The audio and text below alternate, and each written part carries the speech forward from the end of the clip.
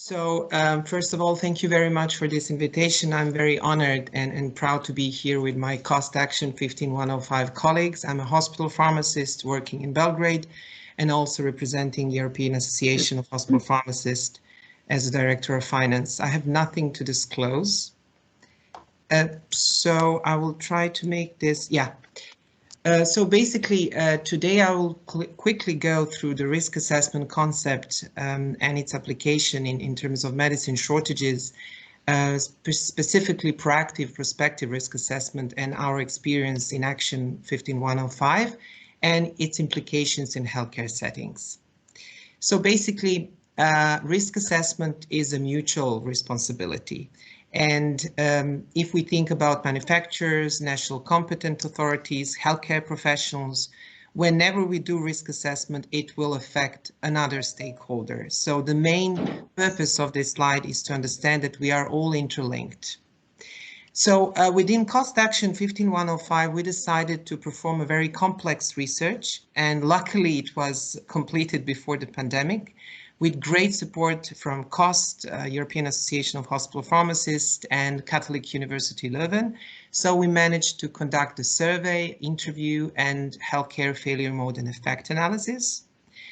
And in the first phase, the survey phase, it revealed some conclusions that could be interesting for healthcare professionals and other stakeholders as well, that more than 60% of participants, mainly hospital pharmacists, believe that and aware of risk assessment application in medicine shortages. However, less than 50% applied in their daily work.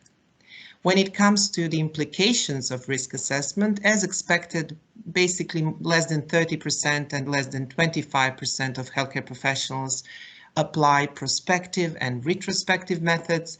But what's really struck my attention is the fact that less than 30% apply risk assessment within the mitigation protocols.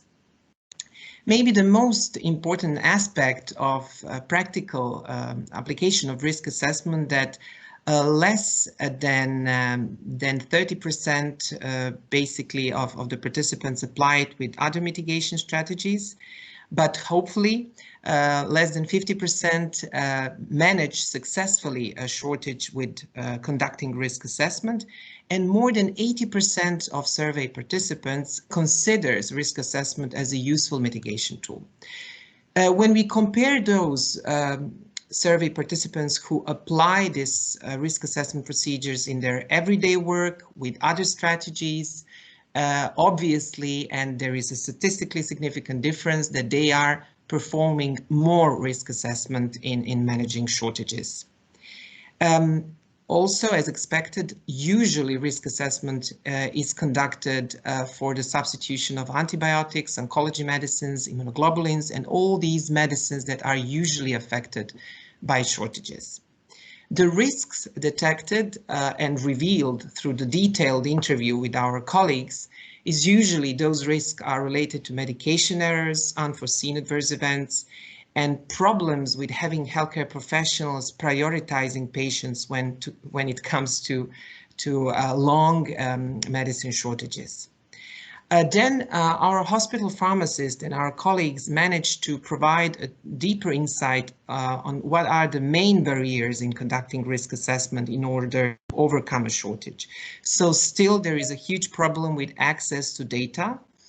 Data are unavailable. There is a lack of clear guidance on how to conduct risk assessment, how to access information, how to share the information, and finally, there is insufficient external communication with other stakeholders, which is something that all three phases of the study showed. And finally, HFMEA, the most ambitious, I would say, we managed to conduct healthcare failure mode and effect analysis in 6 hospitals in Europe, in Spain, in Belgium, Austria, Croatia, Serbia, and Greece. Thankfully, all the colleagues helped a lot. And as you see, all of them are university hospitals with different sizes, different pathologies, and different number of hospital pharmacists. And what we've seen when you look at the major picture, that there are a lot of similarities comparing these 6 hospitals when it comes to how they process the data about shortages, how they conduct multidisciplinary assessments, how they substitute the medicine, and finally how they monitor a patient. So in all these stages, a prospective risk assessment has proven that it's very useful to reduce risks. And when we look at the key failure mode causes, because in HFMEA we use this context of words, it's usually always lack of time, lack of human resources, lack of access to data, lack of electronic prescribing, miscommunication of data among healthcare professionals, and obviously a lack of communication with external stakeholders. What's really promising is that at the end of this study, we've seen statistically significant reductions in scores of probability, of severity of all these failure mode causes, and finally the hazard score in all 6 hospitals, which is promising. And if we look at the actions that the HFMEA teams proposed in each hospitals, together with responses from the survey and the detailed interview, it's around 3 major things. Shortages information needs to be fully integrated into hospital information systems, which is not the case. CPOE stands for computerized physician order entry. There is a need to have introduced electronic prescribing across our hospital, because there are still hospitals where CPO is missing. And finally, monitoring the patient. So when you substitute a medicine, it's not the end of your managing medicine shortages. So as I participated in several meetings on medicine shortages recently, I saw that, you know, as long as you have alternative, you've done your job. No, it's not that.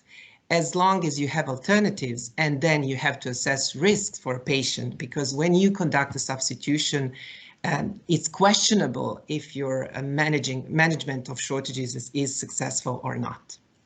The scope of risk assessment will help patients and healthcare professionals. So we need to keep local inventory of critical medicines, to anticipate the need for alternatives, to develop protocols, and to work on multi-stakeholder engagement, which is really difficult, but it is feasible. A take-home message would be, early notification is crucial. If we are not informed, we cannot properly react. Then we will be able to be better prepared and, of course, conduct joint actions with all stakeholders. If you would like to read more about different phases of our research within cost action, please visit the publications. And I will proudly announce today that this morning a new medicine shortages management toolkit is uploaded on our website. Thank you all who contributed, all the groups, and especially Professor Godman, Bochenek, and Heus, who helped to shape this toolkit. Thank you very much for your attention.